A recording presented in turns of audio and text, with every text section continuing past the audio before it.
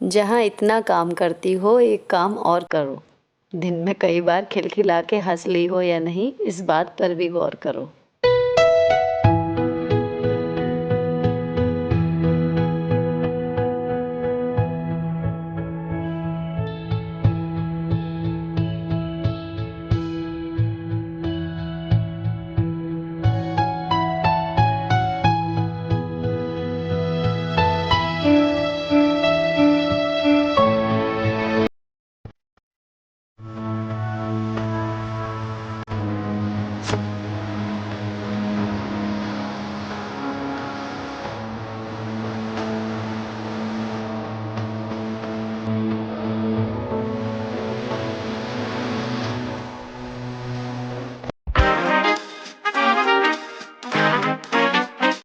Hello दोस्तों, कैसे हो आप लोग। Welcome back to the channel live life easy. ये शाम का टाइम है, लगभग 6:30 बजे हैं और हम लोग जा रहे हैं मेला।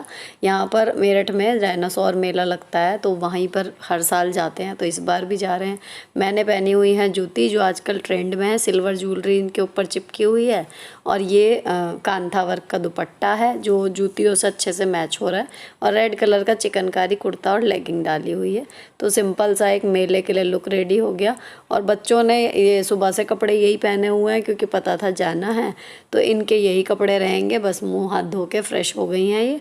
और जब इन्हें कहीं शाम को जाना होता है ना, तो अक्सर ये दोपहर से या नहाने के बाद सुबह ही मतलब एक्साइटेड इतनी रहती हैं कि कपड़े बाहर जाने वाले ही अक्सर पहन लेती हैं।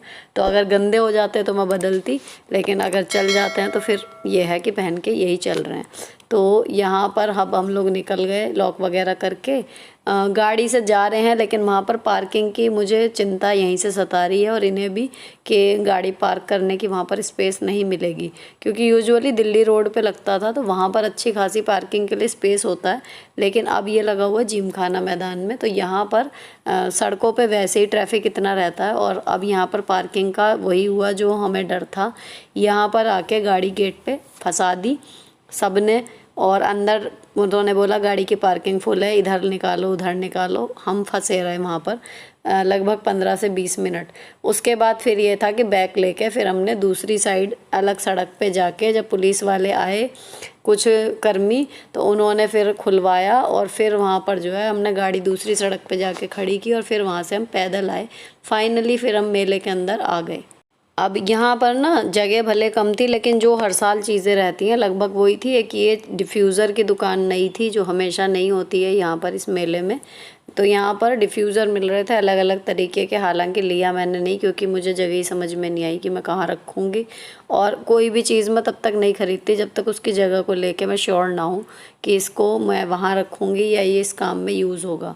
फिर यहाँ पर एक क्लीनिंग सप्लाई बहुत अच्छी मिल जाती हैं। जो मेरा येलो डस्टर है वो भी मैंने इसी मेले से लिया हुआ था, लेकिन आज यहाँ पर कुछ नहीं था अच्छा। एक माइक्रोफाइबर का डस्टर था जो मुझे लेना था, लेकिन वो भी क्वालिटी वाइज बेकार था, तो मैंने नहीं लिया। अच्छा, एक ये चीज़ यहाँ पर अच्छी है, ये छोटे वाले आर्टिफिशियल जो हैं ग्रीन, मतलब ग्रीन ही ज़्यादा अच्छे लगते हैं, वैसे फ्लावर वाले भी हैं। 100 रुपये के 2 थे। यूजुअल में आप कहीं से लोगे ना तो ये 75 रुपये से कम नहीं मिलते। ये एक अच्छी चीज़ है अगर आप लेना चाहो। और दूसरी एक ये दुकान मुझे बढ़िया लगी, यहाँ पर 500 रुपये की 2 साड़ी थी। चंदेरी कॉटन में भी थी, सिल्क में भी थी, मतलब अच्छी साड़ियाँ थी। अगर मुझे लेनी होती तो मैं साड़ी, मतलब यहाँ से आप ले सकते हो अगर 1-2 लेना चाहो तो। अच्छी थी मतलब साड़ी, मैंने देखा यहाँ पर। और जी फिर अम्यूज़मेंट के नाम पे कैमल राइड थी, हमेशा होती है। हालांकि बच्चों ने छोटेपन में तो कर ली थी, अब ये असमंजस में थे कि करूँ नहीं करूँ। जाइंट व्हील था, बोट वाली झूला था, और एक तरफ ये चल रहा था, पता नहीं मतलब ये कैसे डांस कर रहे थे बच्चे, लेकिन यहाँ पर इस लड़की का नाम अनाउंस हुआ, फिर ये नाच रही थी छोटी सी गुड़िया। और यहाँ पर जी जाइंट व्हील में आरोही पशोपेश में थी कि मम्मी के साथ बैठूंगी, और मेरा बिल्कुल मन नहीं था। फिर ये एक ट्रेन वाला झूला था, ये भी हम लोग हर साल झूलते हैं। मतलब इवन जब मेरी बेटियाँ लगभग 3 साल की थी, इस मेले से ऐसी यादें जुड़ी हुई हैं। हम हर साल आते हैं, और मेरे FB पर जो मेरा पर्सनल FB अकाउंट है उस पर हर साल की पिक्स हैं, तो इनमें मैं अपनी बेटियों को बड़ा होते हुए देखती हूँ। और हम ये चाहे 1.5-2 घंटे के लिए ही जाएं, लेकिन मतलब मिस नहीं करते, जब भी लगता है तो हम जाते हैं। फिर राइड वगैरह लेके, और थोड़ा सा ये था कि कुछ खा लेते हैं, गर्मी लग रही थी, संडे की वजह से ना भीड़ बहुत ज़्यादा थी। इवन मेरे हस्बैंड को तो थोड़ी सफोकेशन सी होने लगी, उनके सिर में दर्द सा होने लगा था। तो अब मेरा ध्यान उसकी वजह से बट गया था, तो मैंने ही सजेस्ट किया कि कुछ कोल्ड ड्रिंक या कुछ और ले लो। तो अब यहाँ पर उसके बाद रिफ़्रेशमेंट होने के बाद थोड़ा सा भी इन्हें सही लग रहा था, तो फिर हम आ गए यहाँ पर। मेन ये है यहाँ के रोबोटिक डायनासोर यहाँ पर आते हैं। तो ये टिकट जो है वो पहले जब स्टार्टिंग में था ना, तो 100 रुपये का एक का था, फिर अब सस्ता होते होते अब पता नहीं शायद 60 या 70 का था या 50 का ही हो, पता नहीं, मतलब मुझे आइडिया नहीं है, मैंने देखा नहीं, मैं बच्चों को पकड़े हुए थी। तो ये डायनासोर जो हैं, अब मतलब इतने सालों से ये भी हर जगह प्रदर्शनी लगते लगते ना थोड़ी थोड़ी इनकी स्किन सी कहीं कहीं से ख़राब सी होने लगी है, लेकिन अभी भी बच्चों में इनका चार्म बरकरार है। तो मतलब अच्छा लगता है उन्हें। और हर डायनासोर के बाद वहाँ पर एक पेपर से पे शील्ड पे ये लाइट लगी हुई है, उस पे इनकी डिटेल लिखी हुई रहती है। तो जब बच्चे पढ़ने लायक हो जाते हैं तो वो भी पढ़ रहे थे। और मेन अट्रैक्शन रहता है ये डायनासोर की ड्रेस पहन के लाइव, मतलब एक बंदा इस तरीके से करता है। तो यहाँ पर सबसे ज़्यादा बच्चे जो हैं वो मज़ा करते हैं, बच्चे क्या बड़े भी। और अब ये आज बहुत एक्टिव मोड में भी थे, जो भी थे। तो ये देखो ऐसे करके ना मतलब अटैक करने की वो कर रहे थे पब्लिक के ऊपर। तो बच्चे चिल्ला रहे थे, मतलब अच्छा खासा इन्जॉयमेंट हो रहा था, हंसी आई यहाँ पर खड़े होके थोड़ी देर। और उसके बाद में मतलब आज ये काफ़ी एक्टिव मोड में लगा। हर बार ये रहता है ये वाला आइटम, लेकिन वो एक दो चक्कर काट के फिर मतलब घूमते रहते हैं ऐसे ही। आज ये काफ़ी एक्टिव मोड में थे तो अच्छा लगा। फिर हम लोगों ने 10-15 मिनट यहाँ पर बिताए। उसके बाद फिर और भी डायनासोर थे 2-4। इसी तरीके से इन महाशय की हरकतें जारी थी और लोगों का फ़ोटो वीडियो बनाना डायनासोर्स की और अपनी, ये सब चीज़ें यहाँ पर चल रही थी। और आई होप आप लोग जितने लोग भी देख रहे हो, कोई कम से कम 50% लोगों ने ये ज़रूर देखा होगा, क्योंकि ये केवल मेरठ में नहीं लगता, सभी शहरों में लगता है। तो मुझे कमेंट करके बताना कौन कौन घूम के आया है डायनासोर पार्क इससे पहले, या हर साल कौन कौन जाता है। तो यहाँ पर ये देखने के बाद फिर हम लोग बाहर आए। और इनकी मूवमेंट का जो चार्म है वो बच्चों में अभी तक बना हुआ है। मैंने इस बार पूछा भी था कि अंदर जाना भी है या बस बाहर ही मेला घूमना। दे सेड नो, अंदर तो ज़रूर जाएंगे, डायनासोर वाले में तो ज़रूर जाना है उस चैम्बर में। और एक ये गोरिल्ला था यहाँ पर। तो फ़ोटोज़ तो कम ही खींची थी, बच्चों की 1-2 खींची थी बस, क्योंकि इस बार वीडियो ही सुरक्षित रहेगी। इससे पहले के जितने भी यहाँ के टूर रहे थे वो सब व्लॉगिंग से पहले के थे, अब ये वीडियो चैनल पर रहेगी हमेशा के लिए। तो अब मैं बाहर आ गए थे फिर हम लोग, और बाहर आने के बाद फिर थोड़ी सी शॉपिंग की थी। तो शॉपिंग में बच्चों के खिलौने वगैरह इनके हिसाब के कुछ ऐसे दिखे नहीं। और एक जगह कप का स्टॉल लगा हुआ था, ये अच्छे लगे, तो यहाँ से हमने 12 कप लिए इकट्ठे, ताकि टूट भी जाएं तो एकदम से 3 ना रह जाएं। मेरे जो अभी कप है ना वो 3-3 रह गए, तो कप लेने थे। और थोड़ा सा लकड़ी का सामान लिया, बाकी फिर हम आ गए बाहर। ये बच्चों ने फिर बाहर से बलून्स लिए थे। अब आपको दिखाऊं नई चीज़, मतलब नई तो नहीं, मतलब हो सकता है आप में से बहुतों को पता हो, मेरठ वालों को, लेकिन यहाँ पर ये बच्चा पार्क के पास है ना, ये पिज़्ज़ा ठेले पे बना के बेचते हैं भैया। और सिंपल टॉपिंग होती हैं, प्याज टमाटर पे पनीर, बहुत ज़्यादा नहीं होती, बस शिमला मिर्च प्याज टमाटर यही सब चीज़ें होती हैं। लेकिन इतना फ्रेश पिज़्ज़ा बनाते हैं कि डोमिनोज़ वगैरह का ना हमने खा के छोड़ दिया था, लेकिन अब दोबारा हमने पिज़्ज़ा खाना शुरू कर दिया, क्योंकि इनके ठेले वाला पिज़्ज़ा इतना बढ़िया होता है। फिर हम लोगों ने पैक करा लिया, क्योंकि वहाँ पे बहुत मच्छर थे। और फिर हम घर पे ले आए, घर पे आके अब ये पिज़्ज़ा खाएंगे। 2 पिज़्ज़ा इन्होंने ले लिए थे, थोड़ा बहुत वहाँ पे खा लिया था, आइसक्रीम और कोल्ड ड्रिंक वगैरह। तो ये हो जाएगा हमारा आज का डिनर। और शॉपिंग की मैं आपको दिखाऊं, एक तो ये लकड़ी का फुट मसाजर लिया है, ताकि पैरों में जो दर्द रहने लगा है वो थोड़ा सा रिलैक्स हो जाए। और एक ये आर ग्लास है, बस इन्हें अच्छी लगी बच्चों को कि ले लो ले लो, ये ले ली। लेकिन ये से केवल 5 मिनट में सैंड इधर उधर हो जा रही है, हम 1 घंटा के लिए भी ये चल नहीं रहा। पर बच्चों को पसंद आ गई थी तो चलो ले ली, कि एक शो पीस सा हो जाएगा। और ये एक्वेरियम है, कोई कह रहा था अभी कि मैंने ढंग से नहीं दिखाया, अभी इसमें ना कुछ भी डेकोरेशन लगाई नहीं। पिछली बार की मछलियों को उससे दिक्कत हो रही थी, तो ऐसा कुछ स्पेशल अभी इसमें है नहीं, बस मछलियाँ हैं, तो देख लीजिए आप। और ये है जी कप, तो ये ना छोटे लाई हूँ, क्योंकि इसमें कई बार हमारे यहाँ जो आते हैं 1-2 गेस्ट, वो कहते हैं मतलब ज़्यादा नहीं चाहिए, इसमें थोड़ी सी चाय आएगी और इतनी एप्ट आ जाएगी, मतलब ठीक ठाक चाय आएगी। तो ये वाले लिए हैं और सुंदर सा इसमें स्टैंड सा है ना, थोड़े अलग से लगे, तो ये मुझे भी पसंद आया, मेरे हस्बैंड को भी। तो ये मैंने 4 मतलब खोल लिए हैं, बाकी के 8 जो हैं वो कागज़ में लिपटे रखे हैं। और दूसरा ये मसाजर आया है, तो जब मैं एडिटिंग करूँगी तो प्लान ये है कि बैठे बैठे इस पे पैर जो हैं वो चल जाया करेंगे। और ये है जी आर ग्लास, जो आया है बच्चों की पसंद की वजह से, बाकी सिर्फ शो पीस मानिए।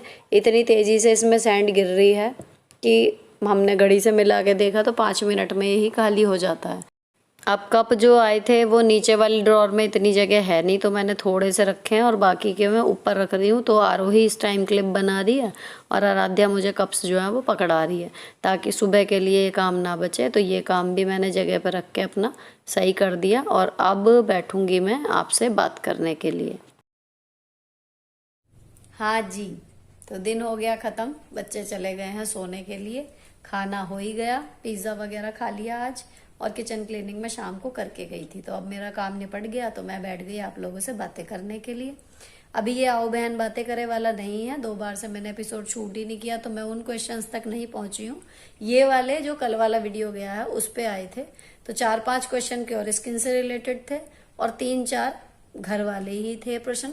तो मैं सोच रही थी कि उनका मैं हाथ के हाथ यहीं पर इसी में फटाफट से आंसर दे दूं, फिर ये मेरे दिमाग से और आगे निकल जाते हैं, नहीं हो पाता।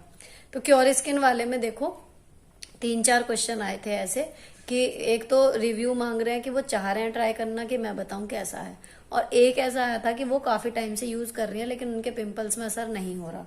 तो उसका कई लोगों ने जवाब, 1-2 ने दिया कि बकवास है वो ऐप ये वो। तो हो सकता है आपकी स्किन पर असर ना हुआ हो।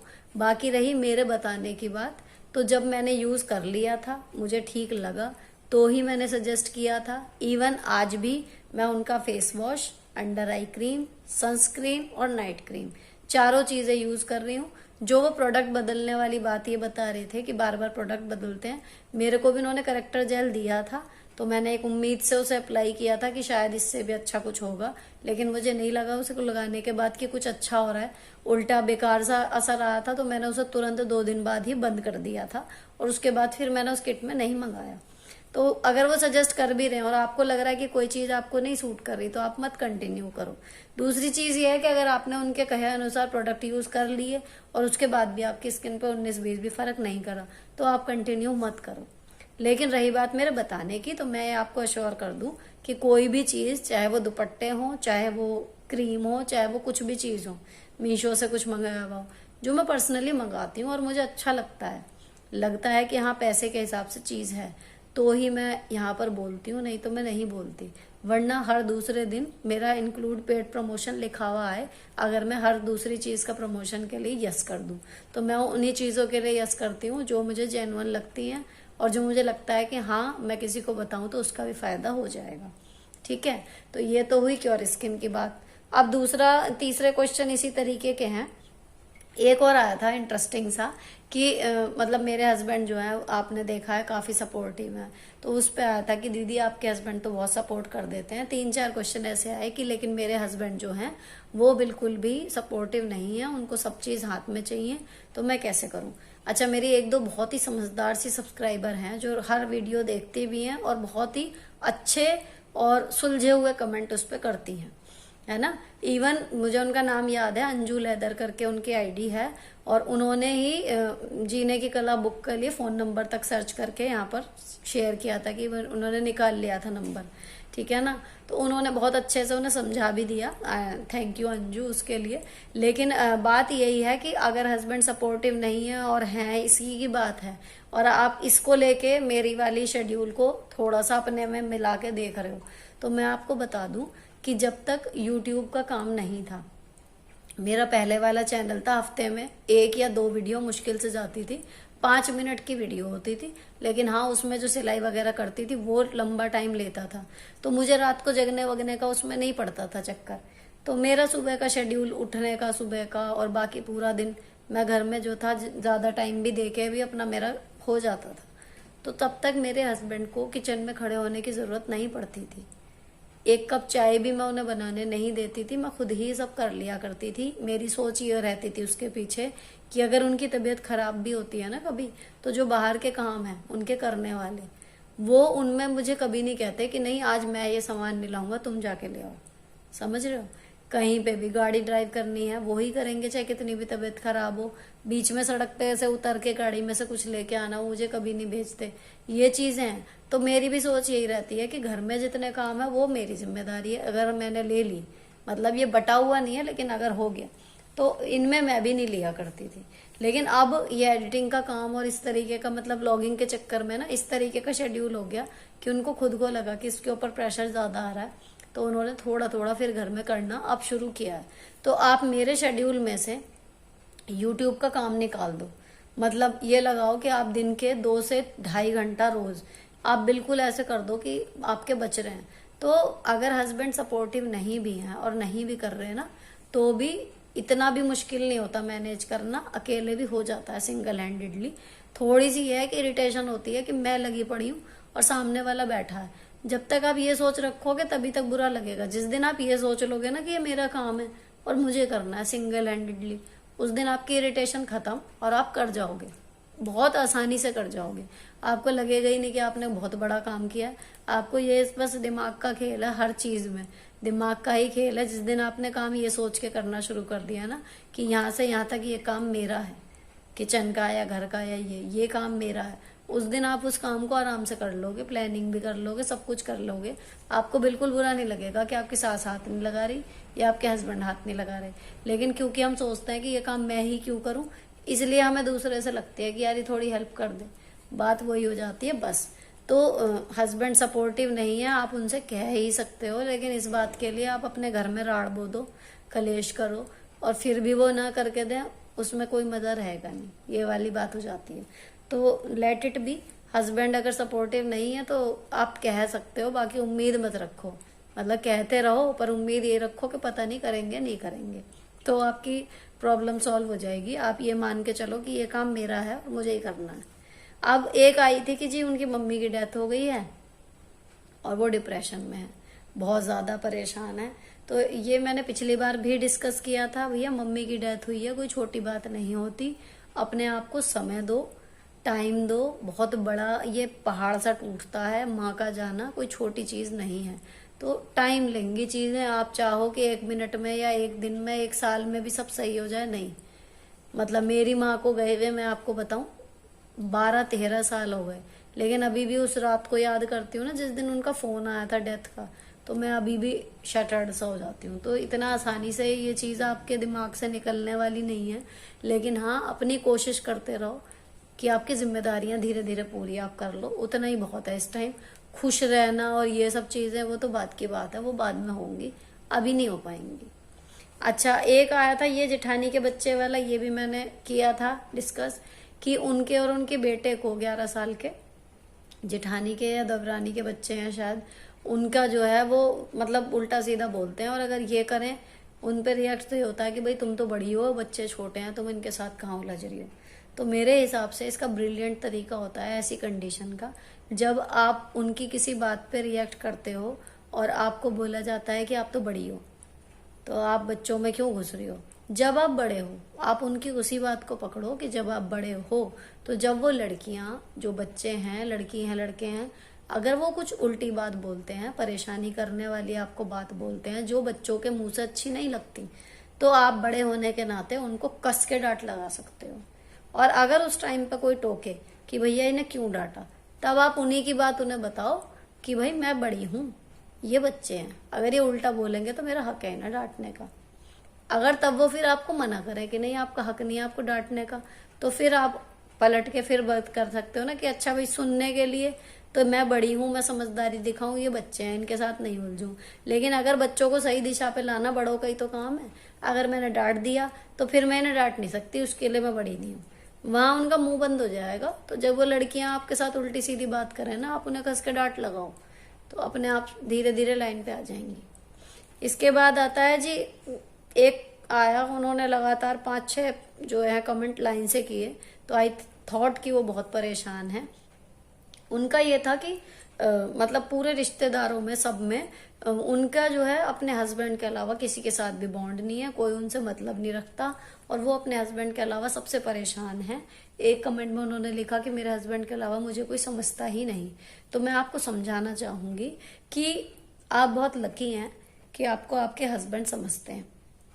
अगर इस स्थिति को विलोम कर देना कि आपके हस्बैंड आपको नहीं समझते और बाकी आपके 4-5 रिश्तेदार हैं जो आपको बहुत अच्छे समझते हैं, क्योंकि अगर आपका हस्बैंड ही आपको ना समझे तो बाकी किसी के समझने ना समझने से ना आपको कुछ फर्क नहीं पड़ने वाला, आपकी जिंदगी खराब ही रहेगी। आप मेंटली इतने परेशान रहोगे जिसका आपको अंदाजा भी नहीं है। लेकिन दूसरी तरफ अगर आपकी सास, नंद, जेठानी, कोई भी रिश्तेदार, मोहल्ले, पड़ोस वाले आपको नहीं समझते, आपसे बात नहीं करते, आपसे मतलब नहीं रखते, लेकिन आपके हस्बैंड अंडरस्टैंडिंग है और वो आपसे बात करते हैं, वो आपको समझते हैं, तो आप फायदे में हो। तो आपके हस्बैंड आपको समझते हैं, इसको एक बहुत बड़ी ब्लेसिंग मान के चलो, इसको हल्के में मत लो और खुश रहो उनके साथ, क्योंकि बाकी सब जो है वो टेम्परेरी हैं। परमानेंट जो है वो पति पत्नी का ही रिश्ता है, यही रहेंगे बुढ़ापे तक, मरने तक जो एक दूसरे के साथ रहते हैं। जब तक एक की सांस चलेगी वो रहेगा दूसरे के साथ। भगवान ही जोड़ी तोड़ दें तो बात अलग है। बाकी जो है अगर आपके हस्बैंड आपको समझते हैं तो आपके लिए कोई चिंता की बात नहीं है। भाड़ में जाएं बाकी लोग, आप दोनों अपना आपस में मस्त रहो। इतनी टेंशन की बात ही नहीं है कि कोई आपसे बात नहीं कर रहा, ये वो। और ये तो सोशल मीडिया का जमाना है, किसी की बात करने की जरूरत ही नहीं है। मेरे यहाँ कितने लोग आते हैं आपने देखा, मैं कितना किसके यहाँ जाती हूँ, थोड़ा बहुत ही टच रहता है ना।